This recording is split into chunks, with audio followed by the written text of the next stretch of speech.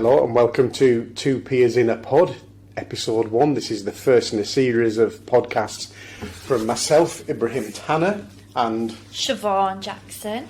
We're both senior peer facilitators. This is the first time we've done this actually recording ourselves as opposed to having it on pause. It seems as if it's a little bit ad hoc at the moment, but we are learning. I didn't catch that. Could you try again?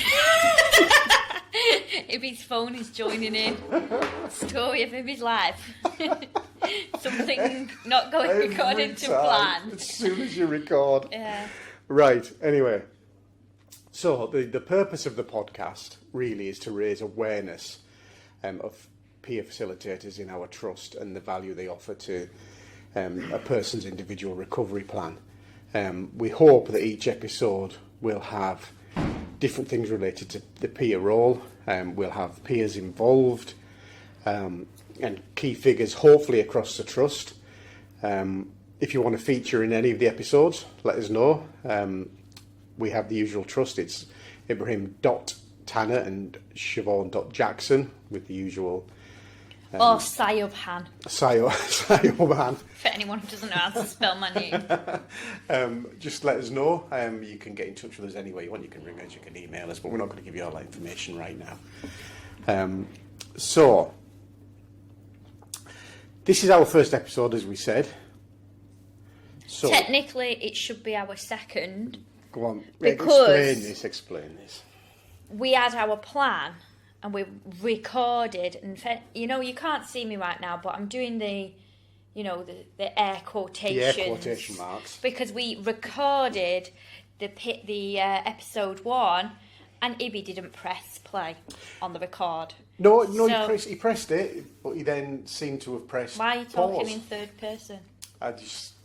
You're trying to It wasn't me. It was remove him. yourself from the blame. So basically, we had this cracking episode, and I feel like whatever comes of this, it might not be as good. So just bear with us. Yep. And we are going to try and keep it informal, relaxed, and open to questions and requests and things. So just send them to us. Yep. So we are not on pause. You will Hopefully. never hear that recording, which is a pity because it was really good. It was the best thing both of us have ever done. I think Ibby was quite funny. For a change. Not me dad jokes. Anyway, so we the way we're going to work it is for this first episode, Siobhan has actually been a peer and is really well positioned to let us know some of the basics of being a peer. So I will ask Siobhan some questions related to her role prior to being a senior. So, shall we begin? Let's go for it. Let's go for it. So, Siobhan, what is a peer facilitator? Stop looking at me like that. So, a peer facilitator is someone with lived experience. At least, obviously, we're working within mental health, so lived experience with mental ill health. It doesn't have to be a particular diagnosis or anything like that. And the idea is that you've walked in a similar path to the service user, the patient, whatever you would like to term the people we work with. And the idea is you're using that lived experience to support them on their recovery journey, as opposed to, that clinical aspect, and as opposed to the therapy aspect.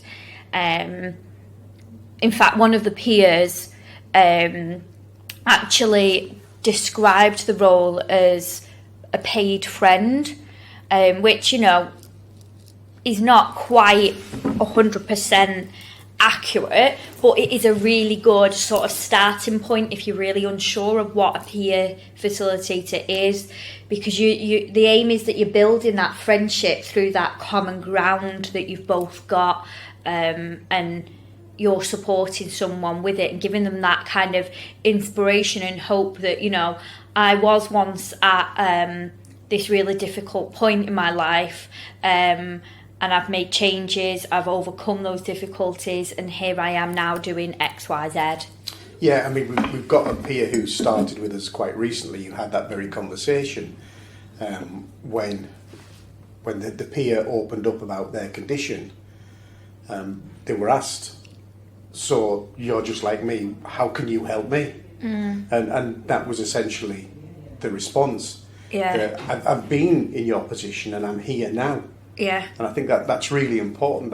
That kind of hope that can inspire. Yeah. Just having a peer there. Yeah, I remember when I was on the ward, I was based at SIPU over in Ormskirk, and I had a service user who at first didn't quite understand what my job was. And then we were sat in a group, I think there were like 3 service users and myself. We just sat in the living room area, just general chit chat. And I'm, because the other people in the little group knew my background because we'd had those conversations and whatnot. But this one service user was fairly new to the ward and had no idea about my background. And I mentioned something just in conversation, and he went, "Wait, what?" So I told him my story, and he said he just couldn't believe that I was. I had had this really difficult experience with my mental ill health. Then, went back to being a high school teacher, and then now work for the NHS. And he was like, "But you look so well put together, and I just never would have guessed it. And oh my gosh, that gives me so much hope." And he just couldn't get over it. And I think that just sort of made me feel like, this is exactly why I'm doing this job. Yeah. I think it's really important that understanding that they aren't, the person hasn't come in as a clinical person. They have literally, they've come in as a person with lived experience, and that does inspire hope. And that's not to say as well, because I think I want to make it clear that the peer role is not dismissing nursing teams, healthcare support workers, therapists, etc. It's just another tool that we can add to the service users care team. And we all come to the table with these different skills and experiences and knowledge that collectively as a team we can make such a difference to the service user. Absolutely. And I think in even before COVID, but in the post-COVID era, where we've seen a lot of nurses leaving the profession, and it's difficult to recruit. Healthcare support workers are more difficult to recruit. I think we're starting to see the real value of peers, because that person doesn't have to go away and do observations, doesn't have to go away and write clinical notes, doesn't have to be distracted. So while, yes, a lot of the things are things that the clinical staff would like to do, the reality is that they just don't have the time at the moment. The peer does have that time. Yeah, and that's the real. It's a job role, isn't it? That's carved out for giving the service user time that, because of constraints outside, that's not within a nurse's control. They've got all sorts of other things to do. Like I've had so many nurses say to me, "I really wish I could just sit and spend time with a patient like you do." Yeah. And I think that's such a valuable thing, to know that somebody else really would like to do what I'm doing. Yeah. But I think from a clinical perspective, that's the real benefit of the peer. I mean, there's a lot more to the peer role, but if you're on a ward where you are understaffed and everything is really difficult, that's the real value you're going to get from a peer as a clinical team. That peer can spend that time that you would love to spend. And I think that's really important. And I'd like I say, I think the post-COVID era is highlighting that. And that shouldn't be lost. If and when staffing levels become better, it's still that role that can provide whatever level you can provide, they can provide another level on top of that. And it's a whole different, it's like pieces of the puzzle, isn't it?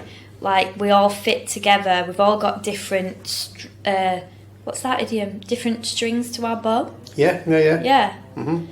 And I think just before we go any further, I just kind of want to make sure that anyone listening is aware that Ibby and I might sound like we're so focused on the inpatient peer facilitators, but that's because that's where we are predominantly focused. Yeah. Like we do link in with the other peer facilitators and networks, but for example, I am the senior peer. I don't like to use the word supervise because it's support. It's not a supervisory role. You know, peers in Charlie Hospital, for example. So that's why we sound like we're talking about wards and nurses a lot as opposed to other staff members. But that's just our current situation. I think going forward, it's probably important that we offer that invite for other services to come and chat to us. Yeah, I know it's really good for everyone to find out about how the peer role can benefit them and their team and the service user. Because at the end of the day, everything that we do is for the service users. Yeah, absolutely. And despite the fact that people are trying to get a handle on the model, and it is quite difficult, different services do have to implement how peers work a little bit differently because of the nature of the service. So again, that will just help clarify and create an understanding that, okay, in this service, they may operate like this, but that's because that service gives them that opportunity to do that. We work in a different service, and this is how we have to implement it. And no one way is right or wrong. It's just that we try to use the same core principles, but we have to meet service need, and that's what the benefit of being a peer is. Not to interrupt you, I'm just checking we're still playing, you know. Yeah. We're still recording. It still looks like it, yeah. For now. And we've gone on quite a while, actually. We're only going to keep this short, weren't we? We've gone on quite a bit, but it's important stuff. So I guess the next thing to ask is then, not just locally within our networks, but also in different parts of the country, some people call the peers peer facilitators, some say peer support workers. What's the difference between a facilitator and a support worker? From my understanding, there isn't one. I think, for me, I prefer to use the word peer facilitator so that there's no misunderstanding between the peer role and the healthcare support worker role. I think that word support can often blur the lines between whose responsibility it is to do X, Y, and Z. So essentially, peer facilitator, peer support worker, whatever your team is calling the job role, it's peer. It's something that they've got in some kind of similar experience, and that's all that matters, really. It's just a job title that doesn't differ, essentially. Yeah, I think, like you say, it was essentially just to try and remove that possible misconception that the peer may be attached to clinical activities, isn't it? And it's like you say, it's just I guess you could say it's semantics, but it's just to help maintain the differentiation for the benefit of everyone, really. So, with that in mind, you have experience of being a peer facilitator. Why did you want to be a peer facilitator? Well, because it's part of who I am to want to help people, and I personally, in my past, experienced quite a lot of stigma around being mentally unwell, and I just think that there's something in supporting people that I don't know what I'm trying to say here, because essentially although I faced external stigma when I was unwell, I had my partner at the time had had lived experience And it was that made such a difference to my recovery journey. And, you know, I was fortunate enough that was somebody that I was close to, whereas, you know, and saw regularly, whereas some people may not have anyone in their circle, in their walks of life, that has experienced something similar. So, you know, getting that inspiration, that hope, that listening ear, as in listening to understand as opposed to respond, actually, you know, it makes such a difference. And like I say, I was really fortunate that I had that, without at the time even knowing that I had it and needed it. It's only looking back, reflecting, that actually I've got so much gratitude for my partner at the time, although we're not together anymore, and that, you know, that's a whole other story. But that's not That's the for purpose. another podcast. Yeah, we'll save that for another day. You know, that's by the by. You know, that gratitude is always going to be there for that person, but I think it made me realise that actually there's so much value in that, and that's why I wanted to do it. Yeah. So that was a really long-winded version of answering that question, wasn't it? It was, but I spent too much valuable. time with you, Yeah. waffling on. What are you saying? That you waffle on. So she's just covertly mentioning that there. No. just under the radar. The problem is, Ibby's going to be the one editing this, so he's probably going to edit this bit out. No, I will try to edit as little as possible. Mm. But for me, I think, this may sound like we are criticising the clinical role, and that's not the aim at all. But one of the things I really love about the peer, there's lots of things I really love about the peer role, but one of the things that I really love is that people, particularly in acute settings, can be suspicious of the clinical teams. You know, there's an interaction, someone goes away and does a recording on a computer, and things happen from that, whereas that is stripped back from the peer role. So while there is still that duty to report concerns, it's not a clinical role, and it is, I suppose, going back to what you said earlier, that paid friend, but it builds a different relationship, and it's built on that trust, and that's what I really like about it, the fact that it's person to person. It's not seen as clinician to person, and all the baggage that can come with that. I think it's more that, like, you know, when a service user is, you know, so acutely unwell, sometimes there is that distrust for anyone, whereas knowing that, hey, I've been in a similar position, you know, it can sort of, I don't want to say bring them round, but help them to see what the next steps are, kind of thing. Am I making sense? Yeah, absolutely. It is that, you know, and this isn't necessarily the background of all peers, but it may be that you have been on a ward and you've been going through the same or very similar experiences to that individual, and that's what they attach to, the fact that you have been there and you have experienced similar to them, and it's fantastic that. And that's not to say that, you know, clinicians haven't been there as well, because they may well have done. But you know, the boundaries within that role are that you are there solely to support that service user from a clinical perspective, as opposed to, here's my story, what's your story, kind of thing. And like you said before, it's part of the jigsaw. It's not saying this replaces that relationship. Gosh, there's going to be some fantastic clinical relationships going on, but it's just another piece of the jigsaw that can help complete that recovery pathway, and I really do like that. So, getting back on track a little bit. Told you he waffled. The day of a peer. What does a typical day in the life of a peer look like from your experience? Can I pass on that question?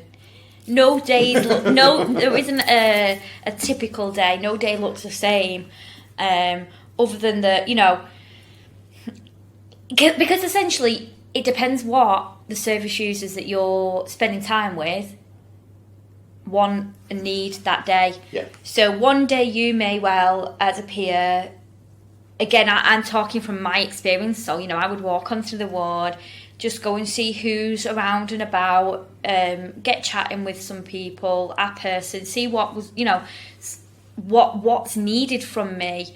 And, one day that might be that I'm spending a lot of time with just one person, supporting them because there'd been an incident the previous evening, for example, or, something emotional had happened, whatever it is.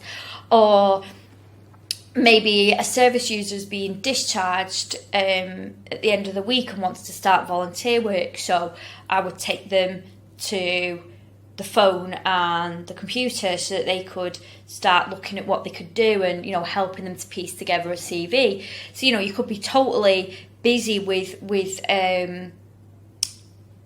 what's the word I'm looking for? Like I don't want to say purposeful activities, but meaningful to the individual. Well, they all are, but then what I mean is then maybe the next day you go on to, at least in my case, you could go onto the ward and you might just be generally just spending time. A service user might say, do you know what, I just want to be in your company, but I don't want to actually talk. I'm not in the mood for that today. So, on the surface, it could feel or look like you're not really doing very much, whereas the next day or the day before, you've been mad busy. And so what I'm saying is, it just depends on what the service user wants from you that day. And that's the beauty of it, isn't it? It is driven by what the service users want, yeah, and what they ask for and what they need, and it's there's no other agenda other than you want me to support you with this, yeah, and I'm here to do that. It's like sitting next to them, helping them with what they're doing, whatever that may be. Yeah, with open ears. I mean, we've seen within the same building, but on different wards, we've seen how peers. Their day can look very, very different based on the kind of things Siobhan has just spoken about. That it is very much about looking at what's happening with the people that you are there to work with and responding to that. And that's another fantastic part of the peer role. It is about that person-centred approach, really keeping it in line with what the individual wants. And that may even be support in clinical situations as well.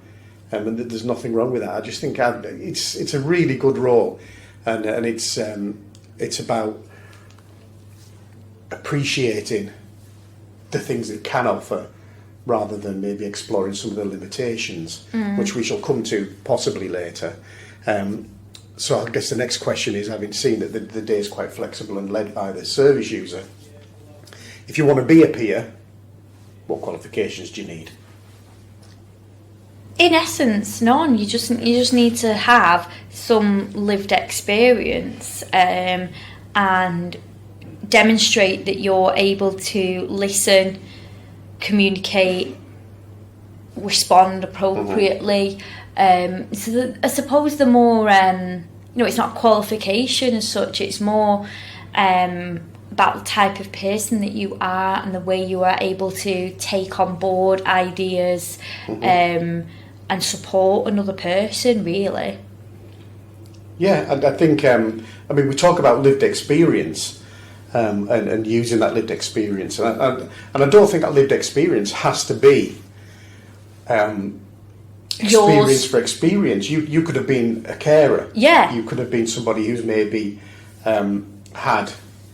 let's term it a more mild mental health problem, mild in terms of if we're looking at clinical diagnosis and what's considered mild and severe, but it's just experience. I feel like we're getting a little bit bogged down with all the correctness, aren't we? We are, yeah. I don't want to offend anybody. That's why it's kind of like, I don't want to... Every experience is valuable, isn't it? And I think that's maybe the better way of saying That's it. what you're trying to say, isn't it? Yeah. Whether it's... Regardless of what your experience was, it was an experience, end of. Yeah. And that's really the essence of it. Again, another fantastic thing. It's not you have to have been in hospital if you're working in hospitals. He's waffling. It's a brilliant role. I just love it. So this is the biggie. This is the biggie, and this is why we're here. This is the real crux of the thing of why we're here. Have there been any hurdles? Obviously. I mean, at the end of the day, when something is new or in its infancy, there's always going to be challenges that you have to overcome. And that's not to say that you can't or that they've been, major. It might be just something really minor, and you live and learn. Mm-hmm. Like one of the main, if you like, hurdles that we had to overcome was people actually understanding the role. Mm-hmm. At least in the ward environment. Again, this comes back to what I was saying before about the difference between peer facilitator and peer support worker, because your healthcare support workers or healthcare assistants, whatever you label that role, that the expectation and the responsibility within that job role is that they take observations, they are responsible for SAS, those kinds of things, whereas none of that is expected of a peer. And I think that, there were a lot of difficulties with people understanding that, because from the outside it can look like a peer is just there to have a jolly good time. Mm-hmm. That's not the case. They are massively different roles, and I think it was just trying to make sure that everyone was sort of singing from the same hymn sheet. Yeah. And also there were experiences where people felt like the peers were stepping on their toes kind of thing. And again, that's not the case at all. It's about, a new member of staff has come into the team that can provide a different lens, a different perspective, a different skill set to the team, and should be welcomed with open arms. And, lots of people don't like change, and it's something else to get your head around. So I get it. And again, like you've already said, that's why we're here, to help with that. And our phones are always switched on for calls if you've got questions, emails, whatever it is. If you need support, let us help. Yeah, and I mean, if you haven't got a peer and you think about having a peer, I think it's important to have those early discussions. One of the major things I got back in terms of feedback was that people didn't understand that role, and sometimes peers were asked to do things that they're not allowed to do. They're not wanting to take it away from the human side, but they're not insured to do. But then peers, when they're put in that position, feel quite like letting the team down, because at the end of the day they are there to help. They are people who want to help, and that doesn't just mean service users. So when they're asked to do things they're not supposed to, they really kind of feel bad themselves. Yeah, that they can't step in and do that. So it's about building those clear boundaries of the expectations of what a peer does and doesn't do. Yeah. And that's what this is part of. And like Siobhan said, he's waving at the recorder here. He's waving at it. This is what we're doing. I talk with my hands as well as my mouth. But we're Can you see why we've called this podcast Two Peers in a Pod? We are here for that. If you're thinking of having a peer, or you're thinking about having a peer, I don't even know what he's on about anymore. How far down can we go down this rabbit hole? Just get in touch with us and have that chat. You don't have to make a commitment. If you just want to know more and understand and find out if you feel that is appropriate for your particular ward, service, area, and get in touch, ask us, and we're more than happy to come out and have a chat and give you some more information to help you make that decision. Have you ever been a salesman? I have. Have you? I have. I was in telesales for 2 years when I was. Because I feel like 18. you really are trying to sell people. Well, yeah, something. because everyone wants a peer. Everyone wants a peer. They don't know it yet, but everybody wants a peer. They just don't know it yet. For listening to our ramblings. Our rambling. Well, yeah, I suppose I was a little bit, mainly mine, but you can have some of it. Thank you very much. Thank you. Bye-bye. See you soon.